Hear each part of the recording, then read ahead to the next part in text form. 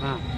Sir मैं वकील साहब से मिलने के लिए आई थी कि वकील साहब अब कैसे क्या करें इस मैटर को, कैसे हमारे पैसों की एक लेन देन थी मेरे भाई के समक्ष, तो मैं वकील साहब से बोलने के लिए आई थी कि कैसे कैसे करके इस मैटर को सुलझा दो और जैसे तैसे हमको निपटा दो। तो हम वहाँ से निकले और हमारे पीछे कुछ गाड़ियाँ पड़ी, जैसे कि 4 व्हीलरें थी, 5-6 तो 4 व्हीलरें थी और बाइकें थी, 7-8 बाइक थी। उसके अंदर से आदमी निकले और वो गाड़ी के अंदर से पुलिस वाले थे, बाबूलाल जी वो भी थे, और फिर वो निकले, हम वहाँ से निकल गए। फिर वो बाइक पे बैठ के हमारा पीछा किया और मेरे हस्बैंड को किडनैप करके ले गए और वो बोलने लगे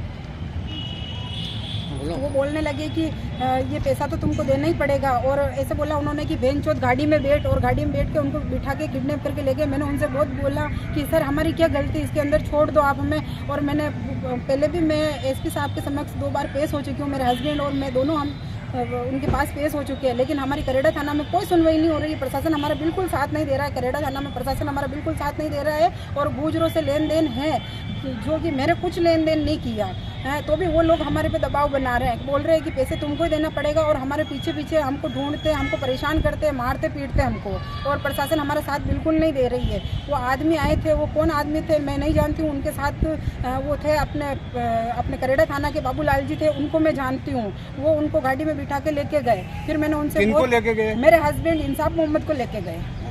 फिर कितनी देर बाद वापस छोड़ा? मैंने मैंने कहा मैं अब सर के फ़ोन लगाया वापस, सर मैं अब वहाँ जा रही हूँ, एसपी ऑफिस में जा रही हूँ, उनको बोलूँगी आप प्लीज़ रिक्वेस्ट है उनको छोड़ दो। हाँ, मैंने बहुत मेरे भाइयों को भी भेजा उनके पास कि इनको छोड़ दो। हाँ, फिर उन्होंने बोला कि वाह ठीक है पैसा तेरे को ही देना पड़ेगा, ऐसा करके मैंने बहुत सबको भेजा उनके पास, और प्रेशर डलवाया, जब उनको भेजा उन्होंने वापस छोड़ दिया उन्होंने। लेकिन अब हम कि कहीं भी सेफ नहीं है सर। 1 महीने से मैं करेड़ा नहीं गई हूँ, मैं 1 महीने से रोड पे फिर रही हूँ सर, मैं बिल्कुल करेड़ा नहीं गई हूँ 1 महीने से। मेरे बच्चों को और मुझे प्रशासन से भी खतरा है और उन गुजरों से भी खतरा है, मैं बहुत परेशान हूँ, मेरे साथ कोई नहीं है, मैं रोड पे दर की ठोकरें खा रही हूँ और मेरा कोई साथ नहीं दे रहा है, प्रशासन उनके साथ लगी हुई है। लेन देन का मामला आपके साथ था क्या? लेन देन का मामला मेरे साथ नहीं था। सरवन गुजर मेरे भाई एजाज के साथ बिजनेस करता था, और उसने बिजनेस के अंदर उनके कुछ लेन देन की थी, तो मेरे भाई ने बोला कि बिजनेस के अंदर अभी अपना पैसा नहीं आया है, माल में घाटा आ गया है, मैं तुमको दे दूंगा, मेरे भाई ने बोला।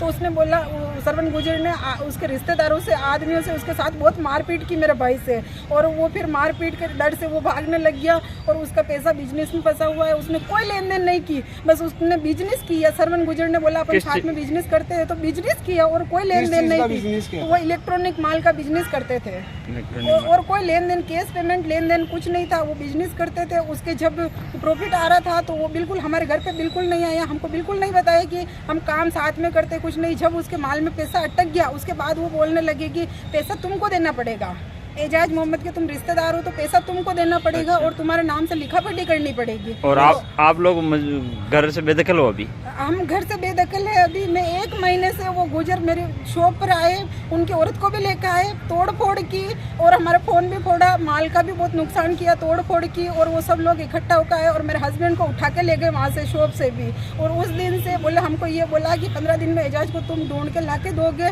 नहीं तो फिर हम तुमको मारेंगे पीटेंगे। हमको डराया धमकाया जा रहा है और हमारा कोई साथ नहीं दे रहा है। ठीक।